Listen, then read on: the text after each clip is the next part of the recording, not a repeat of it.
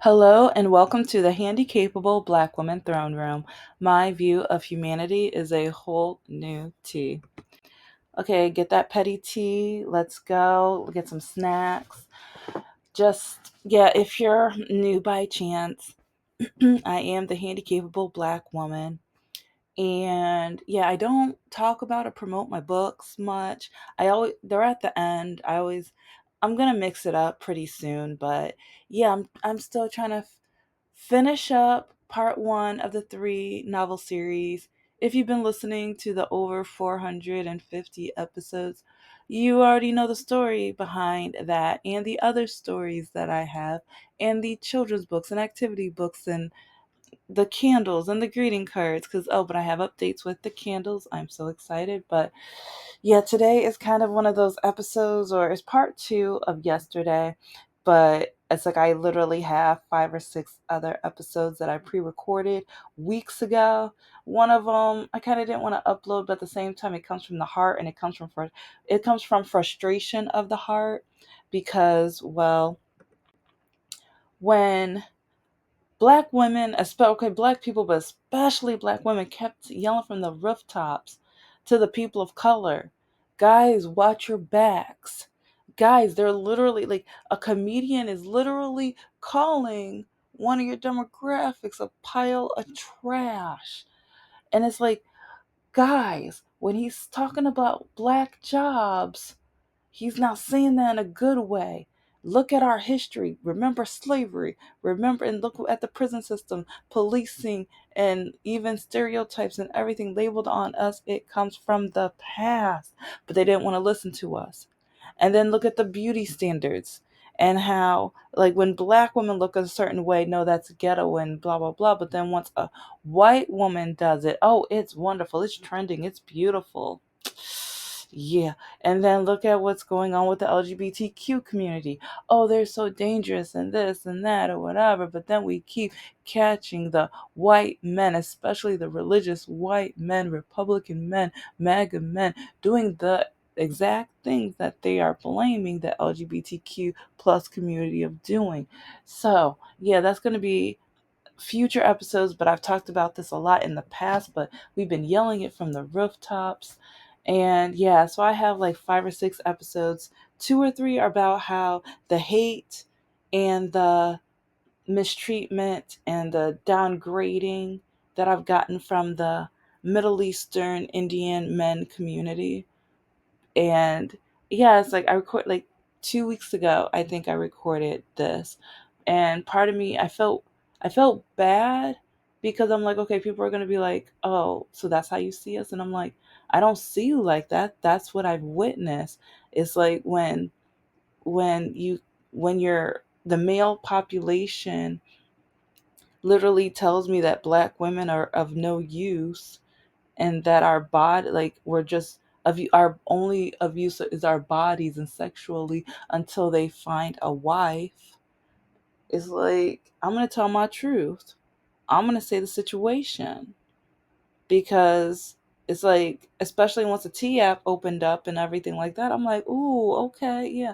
And I never got on or joined, and now how many men are now trying to track down the women, that because of the whole hacking and everything like that, which is, it's like they're proving the reason why we needed the T app in the first place or whatever. But I have my YouTube channel, so I will share, because, guys, if you've been looking at my episodes, I have so far, I believe, around 100, or oh no, actually over 100 of the, probably, I think I have over 600 screenshots of evidence of how awful and terrible these men are. And it's like, some men are like, what about the women? I've only dated men. I only have the evidence of men. So if a male YouTuber wants to do this, then go ahead, be my guest. But it's like, some people might judge me for only having the men. Like, and actually, I do have some of the women. There are some women who write me, because some of the men that they like, some of the men that wrote me are married, and I don't know. And next thing I know, they're wives or soon to be ex-wives or girlfriends or whatever write me, or there are women who find out the guy is writing me and they want them, and so they tell me that I'm not good enough, and either I'm too fat, or since I'm black, that, oh, you're nothing but an N word, he'll never want you anyway, and stuff like that. Yeah, it's like, and this is why I tell all of my stories, I tell everything. It's like I've dragged white men and black men quite a lot, but I, yeah, part of me was just like, you know what? We got to make sure the Middle Eastern community knows that, yeah, yeah, and you guys aren't innocent. It's like, and a lot of like their group, they hide it, like they try to hide it. They try to hide it under decks or whatever. It's like their little secret with how they treat black women and stuff like that. And yeah, black women, because again, I only date men, so I only know the male perspective. And I've already told you about two of the Muhammads that I went out on a date with, and how both of them, one even told me that, oh, one day I was like, I don't like your wife material or whatever. Like, yeah, I've already shown that screenshot a few times in the episodes, so check that one out. Yeah, I don't know which episodes, but and then the other one who, yeah, he told me he just wanted to date me until he found a fiance. But yeah, anyway, I'm gonna have those episodes up soon, but it's just the way we are harmed by a lot of the male population, but then they feel like they're always excluded politically. When how can we invite you in when we keep feeling threatened by you?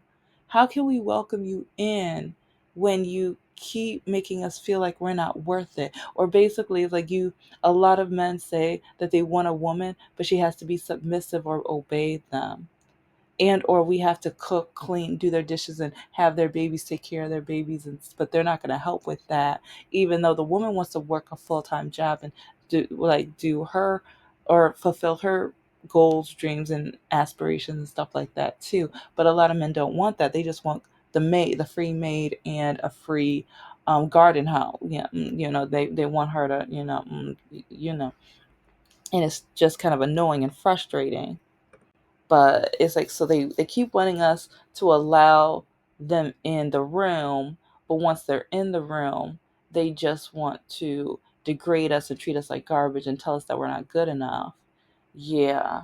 Oh, isn't that right, Stony? Oh yeah, it's like, yeah, it's like, I have another dating nightmare story. I have so many. I'm behind on everything, but it's just really funny how you match with somebody, and you actually, like, you have a 3 to 4 hour phone conversation with the person, and they allow you to work on your projects while talking to them, so you're like, oh. But it's like, I told them that it was probably only going to be friends, because one reason, they're kind of far away or whatever, and two, yeah, there's a few reasons actually, but, and I'll tell all of that in another story. But it's just, I don't know, with all the situations going on with men right now.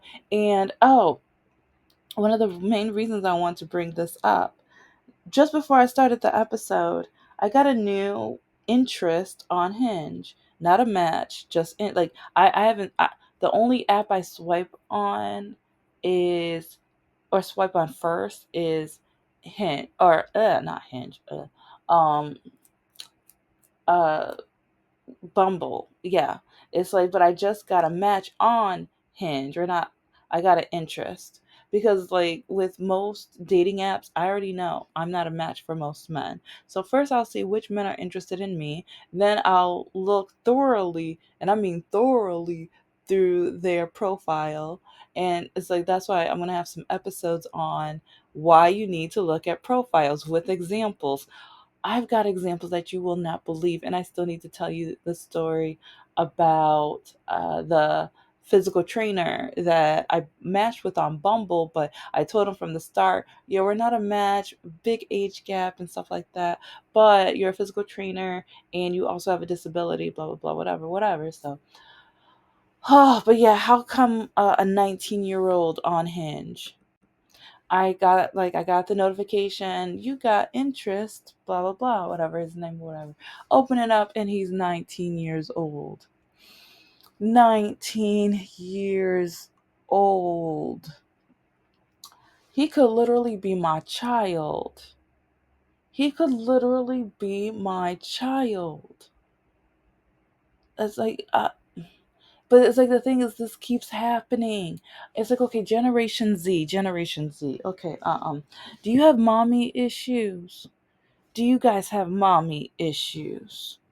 This is going to lead on to the main subject of the day. Yes, it's not the main, but all of what I'm talking about kind of leads into the main subject or whatever.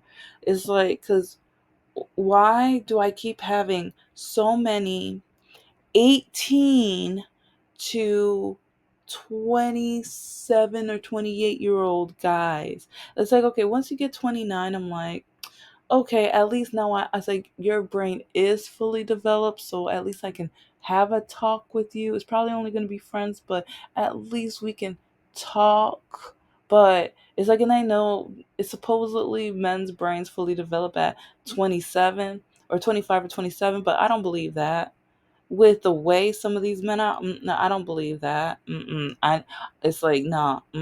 I need a couple more years on that one just to make sure, because I think some of the brain cells are still out on commission or on vacation because of some, especially like even 30, 40, 50-year-old men, some of the things, and like, oh, you'll see the screenshots. I got them, I saved them, but the things that they have the nerve to say and do, and the way they feel like they can treat women, and they think they can say anything to us and it's okay. Watch my episode. Like, I'll probably put some of the examples on here so that you guys can see, because based just because of my dating standards, because I created November of 2022. I broke up with my ex, Mr. No Heart, in 2020, and like late 2020, and got back into dating, and guy after guy. Oh, you're a progressive, you're a Democrat or liberal, you're stupid, you're idiotic. Oh, you're getting the vaccination. Oh, you're a stupid, no good N word. And it's like, just, you're the B word, you're the C word, you're the P word. It's like, oh, you invest? Oh, you're stuck up, you're worthless. And like, all the way from like my breakup until the November 2022, because that is when I had the terrible date that I've told you about. When, yeah, it's like, so watch that. That's when I sat down and I created a list of why all of the men hate me. And but while creating that list and throughout the time, I realized a lot of these men either have mommy issues, or they hate everything that will allow a woman to be free and allow a woman to love herself. And I feel, and a lot of the times, these are the Republican MAGA men. Like the Republican MAGA men, the bigoted men, the men who, in a lot of ways, I feel like maybe they hate themselves, or the only thing they love about themselves is the power they have from being white and being male. I think, like, because that's the only thing I can think of.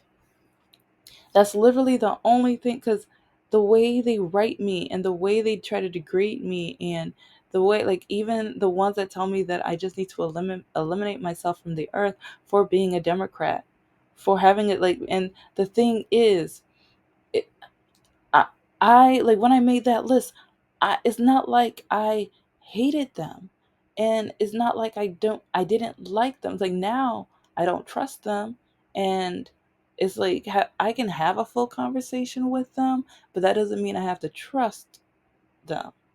And I know not all Republicans, not all, there might be 2 or 3%. Yeah, there might be 2 or 3%, but yeah, that's about it. But okay, because if you're like Ana Navarro, then okay. We could chill. We can talk. Like, see, she is the type of Republican that I could chill with.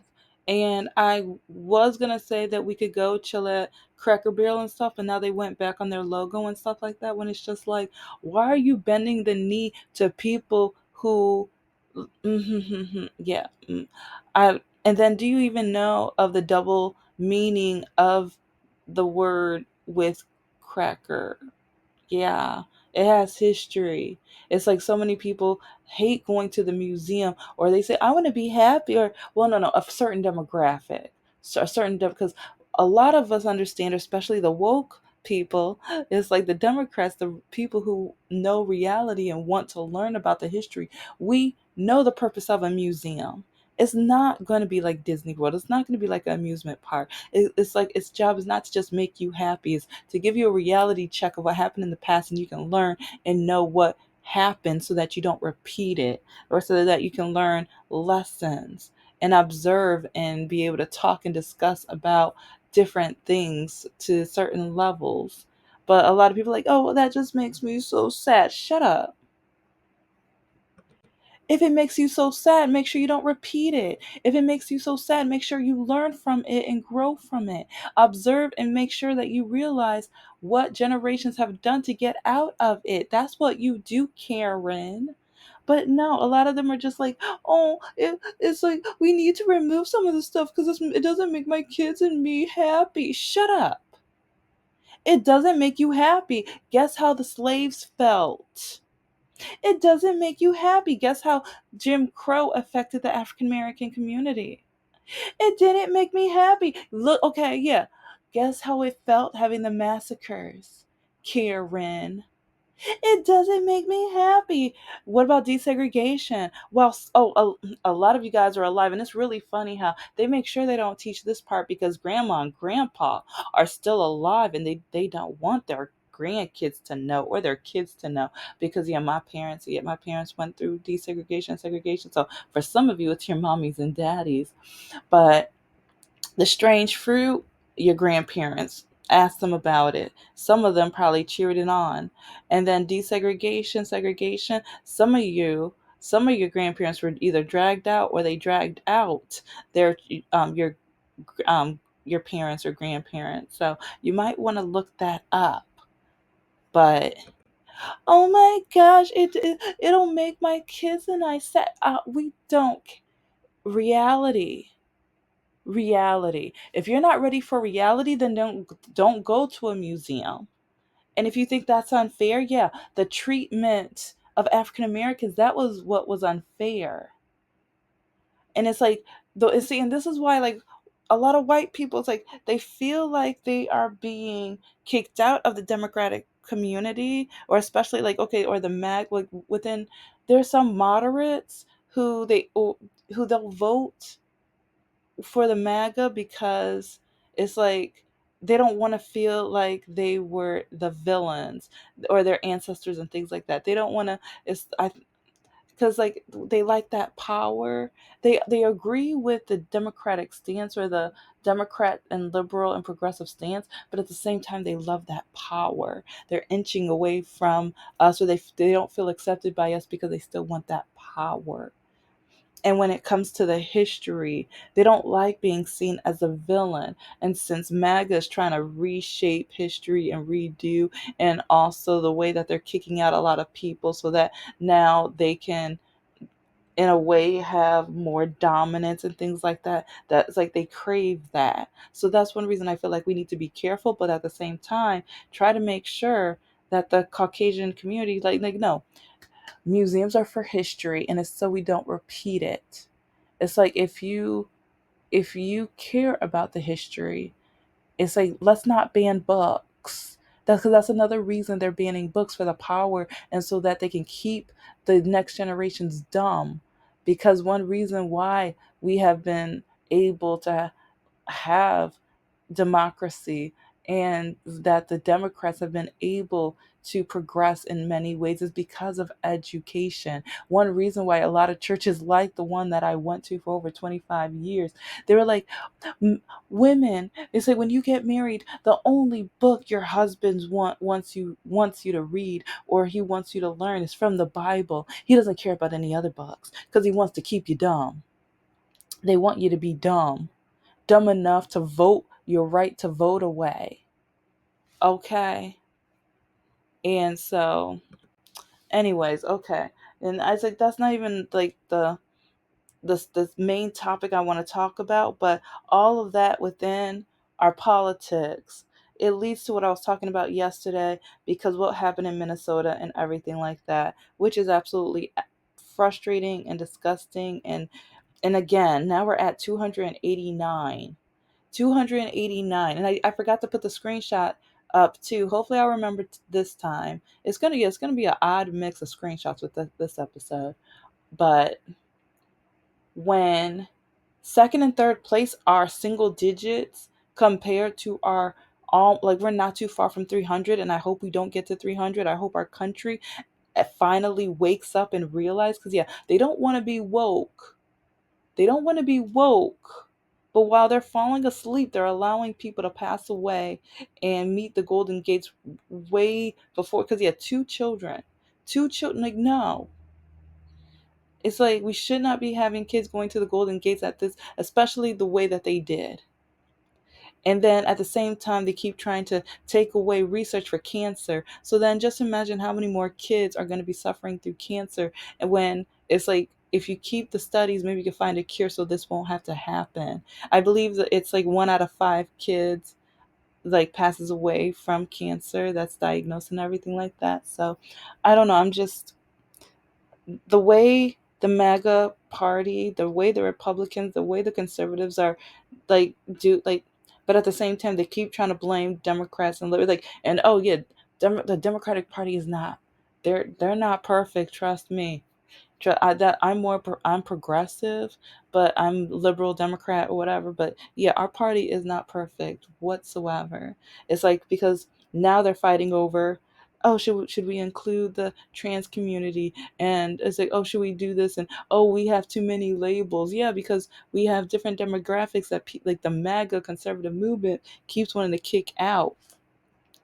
They keep wanting to dismiss them. They keep wanting to say, oh, like they're the threat, they're this, they're that, they're like whatever. And then they're like the stereotypes and the labels and oh, the deportations and the hate and the ridicule, and everything is just one after another, to the point where it's just like, what is going, like, we need to make sure they are safe. So yeah, some people don't like the labels and everything, but when people keep trying to threaten certain demographics, I feel like we need to say it loud that they are part of America. We love them too. We accept them too. And also remind them of the, like, yeah, because they want to talk Bible. Yeah, what about love thy neighbor? What about, like, because yeah, it's like I've got stories about Mr. No Heart's mom, Miss Masher, yeah, Mrs. Masher, whatever. Like yeah, it's like how many times she was like, these people are disgusting. They're like, and she was talking about the Middle Eastern, like it's like, and that's another reason with the middle, like when it comes to Indians and Middle East, like they don't know how many times I've had their backs, especially with when people were being racist against them. How like, and like, you guys don't know how much Black women have had your backs, and then when you went against them, and now it's like, no, we're taking a break. We're like, leave us alone. But it's like, if you knew the racist things that I read on not only her fate, like her and her friends, the people up in Lake City, Michigan, some of the awful racist, ignorant things that I've seen on some of their pages, they are like, okay, I can't say all of them. I'm not gonna say all of them, but this is the same city where my ex's like oldest daughter was literally bawling and crying because of how hard they were staring at me and being racist against me. And like she literally was like, "Why are they being so racist to you?" That's when she had a reality check, because she said she never witnessed this before. And I'm like, "Honey, baby, when you're Black, you get used to this." Because she was surprised that I wasn't reacting, and I'm like, "Hello, honey, I'm Black. I was born this way. I've been born through, like, I've been going through racism since I was a babe. Like, what are you talking about?" What do you, like, come on, wake up, wake up. And see, and that's like being woke. It's like you have to be awake from the situations and stuff going on around you. But some refuse to. Some refuse to, and I don't know why. But okay, yeah. And I say all of this political stuff because like within the trans community, uh, it's like with yesterday's situation and the Minnesota stuff, it's like now we're finding out that this person is said they were in the trans community. It's like, and I'm not gonna say their old name, new name, and everything because I don't want to give them that much recognition, or her. Well, and see, and that's the like, because I've heard a couple other stories, because and this is like hours after I already uploaded mine, so that's why I'm doing this update. But I saw people like, he is a he. It's like since he did what he did, and it's like, and I understand that. It's like because part of me is like, okay, he says he's a she, so it's like, and so that's why I think I'm conflicted because turned out to be an absolute monster. But at the same, it's like, so I don't know. But I just learned that late last night that this person wasn't is trans, and I think it was, I don't think the person went through all of like any, I don't know if they went through any of the steps or even the injections and things like that. So, but I'm learning all of this, right? Or like last night and stuff like that. So, but I know a lot of people were saying some awful terrible things about this person. And yeah, oh yeah, well, and not, I'm not talking about with the situation, I'm just talking about them being in the trans community. And then some people were even saying, "See, I told you the like trans people are this and then they were saying awful stereotypes." But I feel like whenever it's certain demographics and certain groups of people, they always want to stereotype in the worst ways. But then if that person wasn't in the trans community, it's like if you guys have noticed what they do, if you guys have noticed what they do, especially they find the church picture and the innocence and everything like they weren't that bad, and oh, you can't label them with all white men, and you can't do this and you can't do that and you can't, so it's like all of the rules change once they are a white man. See, it's like you probably wondered what I was going to do with all of this, but yeah, all of this was circling around, but one reason why we don't feel as safe is because, I mean, well, one, I mean, looking at the pattern, but it's like, got to remember the one at Michigan State. Yeah, the Michigan State one, that shocked me. I was like, hold up, wait a minute, what? But it's like, so yeah, it's like when it comes to especially the male and white male, especially what like that, yeah, it's like gotta, whew, whew, yeah, it's like, and I'll, not this episode, but maybe in another episode, I'll look up the studies and stuff of the demographics of, and maybe even the ones in other countries. But no, I got to stay within this country for right now. But the percentages of demographics of these awful, absolutely awful, horrid, monstrous situations and everything like that. But it's just when we have is when we're trying to open up the door for the white male demographic, if they don't understand how they stereotype us, dehumanize us, and treat us like so many awful things.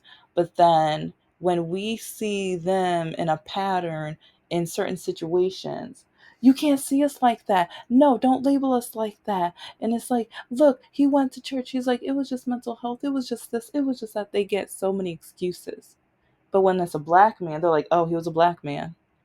And if it was a woman doing something specific, oh, it's like it's a woman, blah, blah, blah. Or like, so I just see an imbalance of treatment, and it's not fair and it's not right.